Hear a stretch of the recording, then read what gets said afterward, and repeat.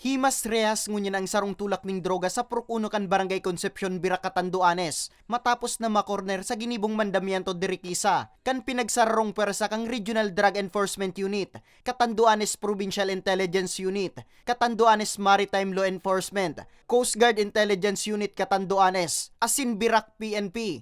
Magalas 4 ning maagong kang Sabado, Mayo 20. Nakuha sa posisyon kan target ang 20 gramo ning pigtutubudan na shabu na nagkakantidad 136,000 pesos. Sarong coin purse na may laog na 5 plastic sachet ning pigtutubudan na shabu, asin 120 pesos na kwarta. Na pig turnover na sa Regional Forensic Unit 5, Camp General Simeon Ola sa siyudad ning Legazpi. Sigun kay Reyes, konsideradong high value individual on illegal drugs ang suspitsado.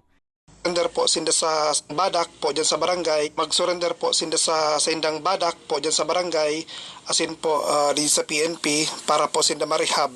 And sa padagos po na nagpabakal pa yung illegal droga, bayaan niyo po, padagos po ang laban mi kontra illegal droga asin mga operasyon po. And nagpasalamat po kita sa gabos ng mga informant and sa tuyo po mga kabarangay sa pagpabot kaya na impormasyon po sa Samuya po.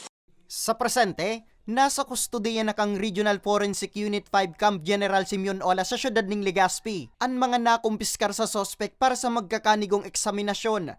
Mantang nasa kustodiya namang Cambirak Municipal Police Station ang sospek na naampang sa kasong pagbalgar sa Akta Republika 9165 o Comprehensive Dangerous Drugs Act of 2002. Para sa mga baretang tatak Bicol, Nomer Corporal